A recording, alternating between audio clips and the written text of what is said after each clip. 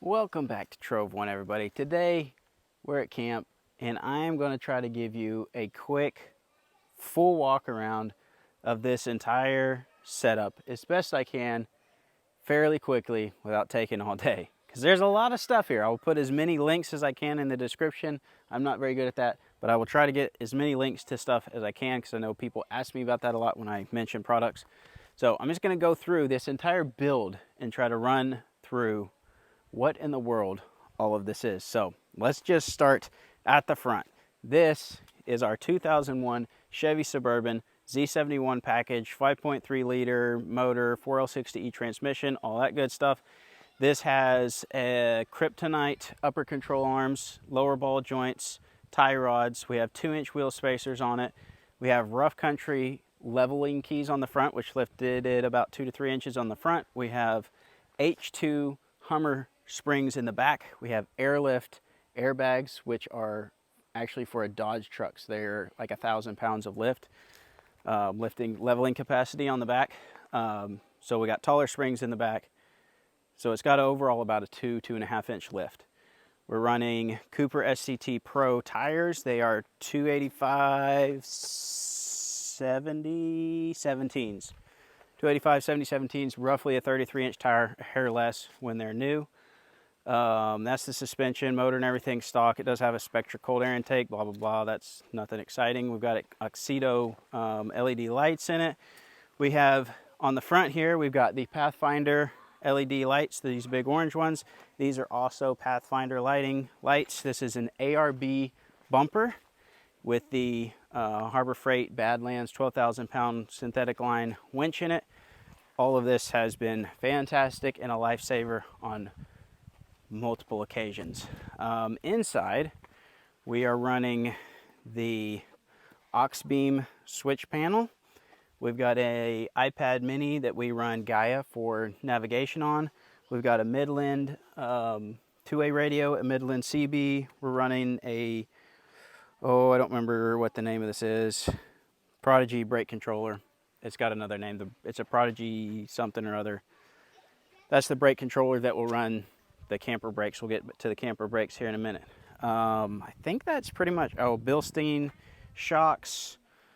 That's pretty much everything on the Suburban. It's not much more than stock. We do have the homemade drawer system in the back, and this has all kinds of recovery gear in it. We've got a kinetic rope, we've got a tree saver, we've got a strap, we've got snatch blocks, we've got toe point connections, we've got bow shackles, soft shackles, all that good stuff in there, and a big toolkit down in there with sockets and everything in it. Over here I've got more tools and more stuff, jumper cables. We got the ARB portable air compressor, more tools back in there, duct tape, knives, pliers, all that kind of good stuff. Lots of goodies in there. We also have the big Milwaukee chainsaw. We use that today to cut a tree out of the road. We have a Milwaukee fan we carry a lot of time. We've got one of these Milwaukee lights. I like Milwaukee. I've got a ton of Milwaukee tools at home, but we carry a few tools with us on the road as well. Okay, I think that's everything on the Suburban. Fairly simple. Now, for the not so simple part, the camper. This was a 2005 Chevy Suburban Z71, so they're matching. Everything's the same, sort of. Except this one's missing part. So I bought this wrecked. We chopped the front end off, sold the drivetrain, got rid of all that front end stuff, and then we did a trailer conversion on it. So now it's a trailer. And up front we have the lock and roll hitch. This right here. We ran a standard ball for a while and it just wasn't good enough for what we do with this. So we switched over to lock and roll. Been pretty good. I've got a review video on that if you want to check that out. We're just running a Tractor Supply toolbox on the front here for carrying miscellaneous stuff. All pretty standard. It's just the trailer conversion. We've got action track boards we use. This is the main thing we use them for, to level out the camper. We have used them maybe once or twice to help get us unstuck. Let's just go around the other side. We'll come back to the kitchen and do it last. On top, we have the CVT Denali hybrid tent with extended fly. So it's a really big tent, one of the biggest on the market. They do have one that's bigger, the Three Sisters. Been trying to get them to send us one of those because we could kind of use one. We're a family of 7 with another on the way. So we're about to have 6 kids. At some point, Tent's got to go on the Suburban. Second tent here because the camper's filling up. Anyway, CVT Denali hybrid with extended fly. We have an annex for it that will close all this in, and then our access door on the side here is inside the annex, so we can actually go from the tent into the camper without coming outside at all. This is actually the annex floor. We just use it like this a lot. We don't always set up the annex because it takes more time. We've got a little short table here that the kids use a lot. This is fantastic if you have kids. Highly recommend something like this. It makes it so much less tears and spilled food because they have a place to sit and eat. We got our Kelty 2-person chair there. All right, let's hop. Well, let me show you inside here a little bit. Up here, this is a California king size bed up here. So lots of space. We've got a little Renogy power pack up here to run some power. It's got a light strip in it. We've got some little fans when it's hot like it is today.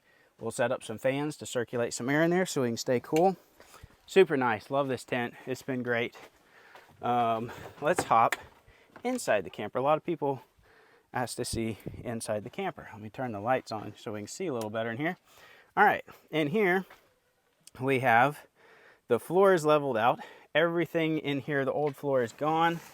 We've got flooring in here. This is a storage hatch under the floor. There's 4 of those, so we have additional storage under the floor. We've got some light switches. This is a fan controller that isn't even all the way hooked up yet. I've still got to finish that.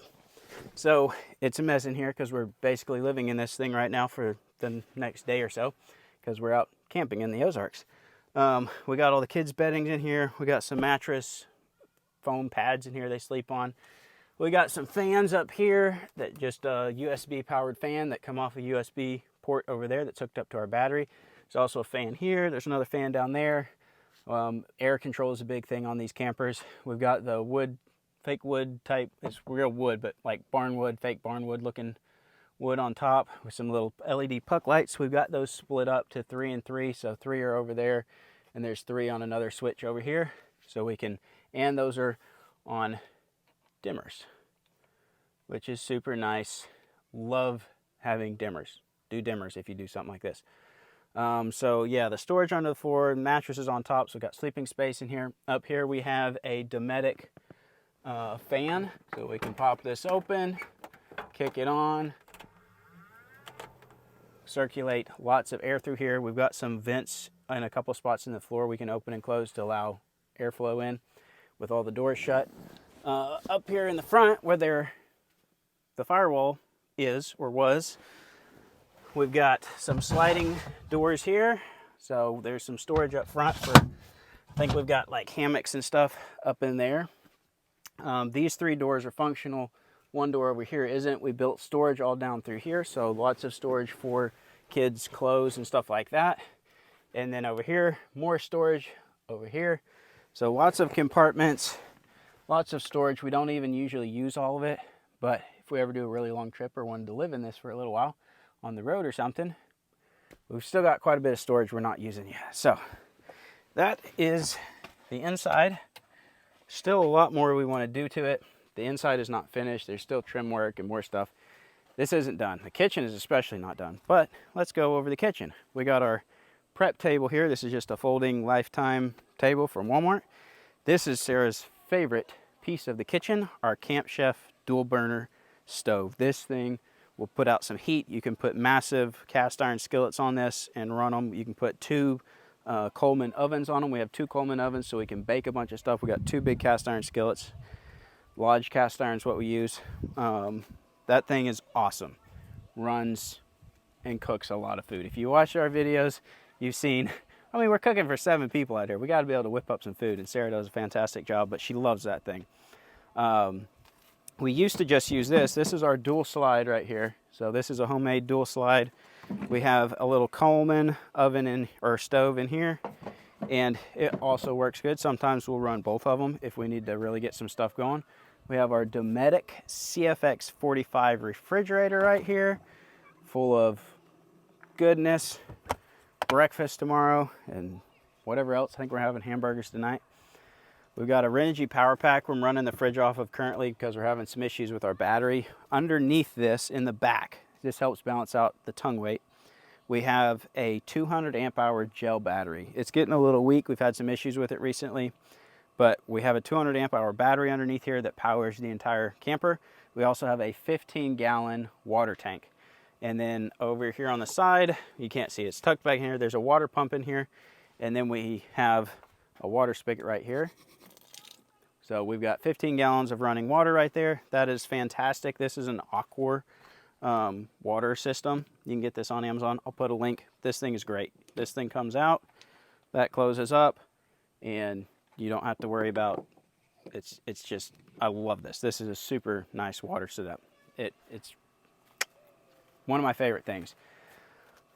This is all just storage, and if you want details on the kitchen, let me know. Or if there's anything on here you want a specific review video or more info on, leave us a comment, let us know. I can do that.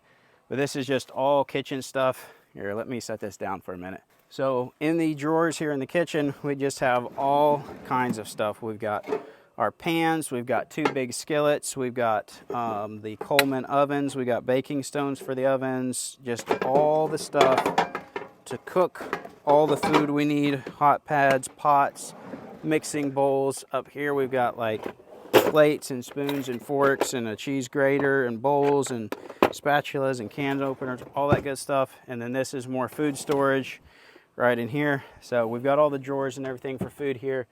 The kitchen is kind of a work in progress. I've got a lot left to do on this. I've got a lot of trim work to do, a lot of cleaning up, painting.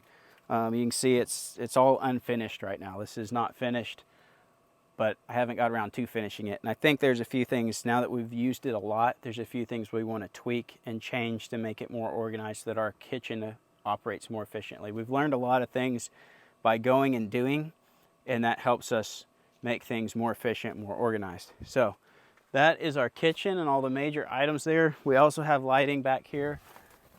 We've got a couple lights in here that run off of a switch back here. We have foam panels. We don't have them installed, but we've got foam panels. We need to sew up covers for them, but we've got foam panels for all of the windows so we can block everything out and insulate it.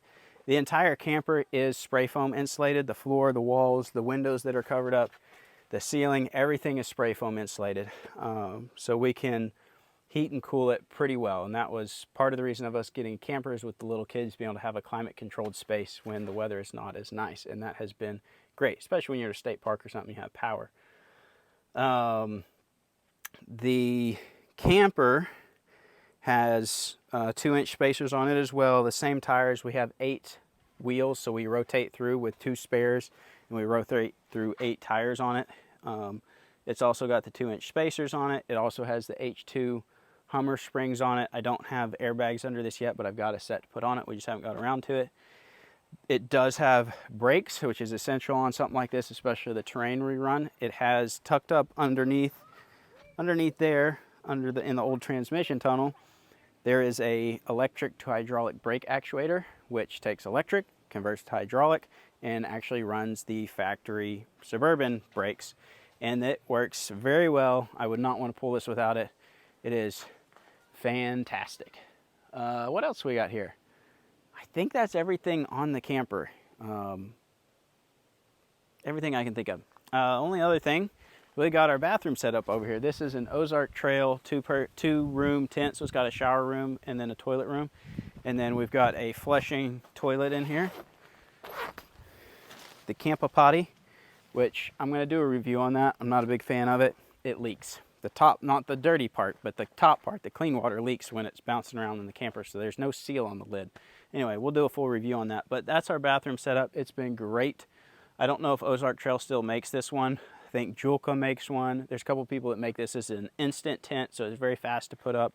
We usually store it either in the camper or in the toolbox on the front. We also sometimes carry an air conditioner. We've got an air conditioner rigged up that we can duct into the camper and into the tent to help us stay cool in the summer. We have to have power for that, obviously.